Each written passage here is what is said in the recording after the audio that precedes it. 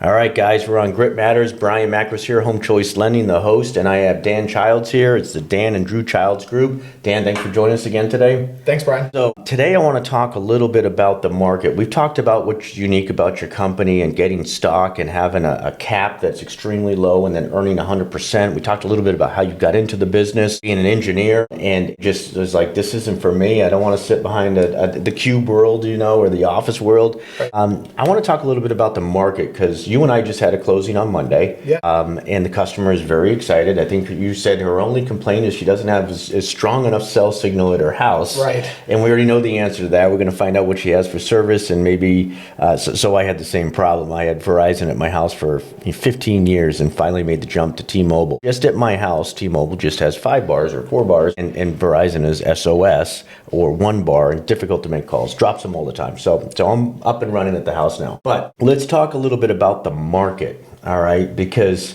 it's different today than it was 4 years ago. Oh, yeah. Or 3 years ago. So would you say that inventory is higher, and are you still seeing multiple bids on houses? Tell me, because you're writing offers right now. You just took 2 new listings that are about to hit. Right. We just had a closing on Monday, so you're in the trenches. Yeah. So tell me a little bit about what you're seeing when you're doing open houses, and tell me what you're seeing out there in the market. Of course, yeah. Things have definitely shifted in the last 6 months. Okay. The market, when you're in the trenches, so to speak, you can recognize these shifts. Every quarter, things change slightly. But essentially 5 years ago, 4 years ago, it was a feeding frenzy. Mm-hmm. Rates were low. Hectic. A lot of realtors got into the game then. I'm one of them.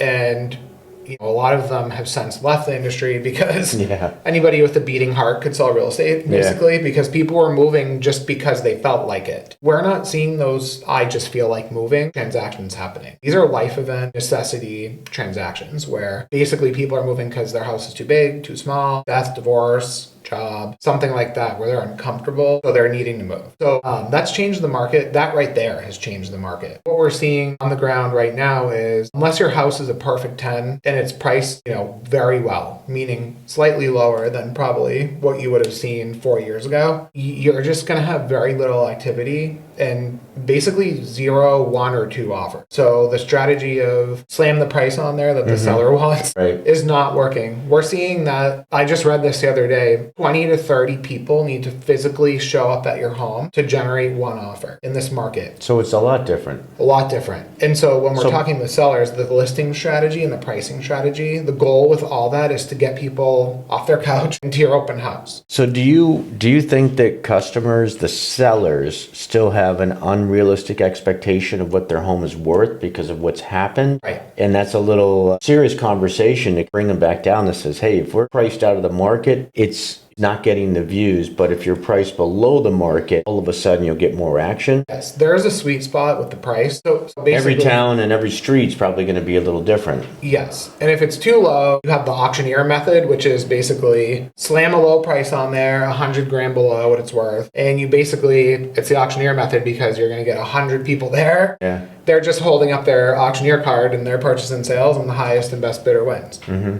That's really like a low skill method. High skill realtors are finding the sweet spot. So the seller's getting the number they want and buyers are showing up, and the price is what's bringing the buyers to the property now. You could have the best location, the best photos, the best marketing. You could have a pool. You could have an ADU. You could have that brand new kitchen. If the price is too high, they're just simply not coming to your open house. So it's different. Yes, pricing is critical. It's what's keeping me up at night as a listing agent because so I don't mean to cut you off, but I sit here and I think about price, but do you counsel your customer on prior to that, because appraisers can kill deals. Right. Okay, home inspectors can kill deals. Totally.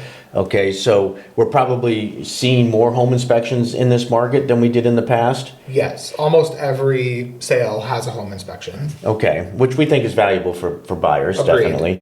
Are you coaching customers? What do you do to kind of get that house ready to be listed? Because there's a difference from a house that you live in that has your t-shirt on the ground, your shorts, your baseball cap, and right. to I've got to get this thing ready. Because when I look at the photos of the houses that you're listing, they look amazing. Right. So that doesn't happen. That's not a lived-in house, but people live there. Right. So you're doing a lot of upfront work, I can tell by looking at what you're selling. Right. So how does that conversation go when you tell people they've got to get rid of all this crap that they love? Yeah. And I say crap, and I mean, It's the their figurines home, and right. the windows and the stained glass thing hanging down and 25 winter jackets that have been there for years Right. hanging in the stairway. Right.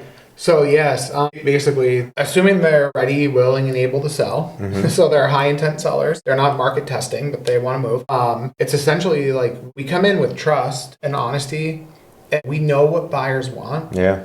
Well, you know what's going to get them to your house, and we also know that transactions in today's market are fragile. I've had 4 this year fall out of escrow because people weren't able to come to terms based on home inspection findings. And it's not for lack of skilled agent negotiation. It's usually sellers being really sticky on their net or buyers just being so fatigued in the market. Buyers are paying, $4,000, $5,000 a month on a mortgage, and they do not want to buy your cracked foundation, your moldy attic, your 20-year-old furnace Yeah. at $4,000 to $5,000 a month I get it. in this market today. So I'm they with will them. I'm leave with the them. deal. I don't want you to buy it either. Right. And so they're going to leave the deal. Yeah. And then as a seller, you now are in a tough spot.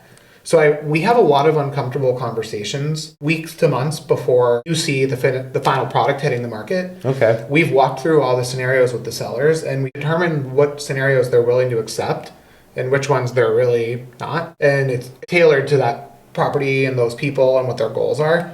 But I'd rather have a tough conversation or two and maybe not even end up taking the listing than end up in a place where the product is on the market for 30 days. It's a depreciating product and the seller's yelling at me. Yeah. I'm not making money because it's a commission-based job. So we have twice this year walked and we've had other realtors come in, take the listing at the high price and watch it sit or even worse, not sell. And then the sellers, nobody's winning in that situation. No. If we have some tough conversations up front, everyone's winning because we've accepted all the scenarios and we have a plan for all of them going into the market. Got it. So it's definitely that prep work up front before it hits the market, before you're getting photos that, hey, we need to set the stage and this house needs to look like this. Right. And this stuff needs to go into boxes and label basement or, closet or whatever in the new place. Yes. Interesting. That's the view coming right there. It's Dan Childs, eXp Realty, Manchester. I think that prep work is really the key thing to today's listings. It's not just in 2021 you could throw a box on and cardboard box and it would sell for $500,000 and be like, it just needs a little paint. Right. Right. So different market and buyers were accepting that because their rates were so low, keeping their payments low, and they were selling high as well. So buyers were like, all day I'll accept works. that. Right. Yeah, now they're fatigued is really the word for it. Okay. Well, there you go. It's Dan Childs here from eXp Manchester, and appreciate the insight on that. That's great stuff. So thanks, guys. Tune in. We've got something else coming up next. Thanks.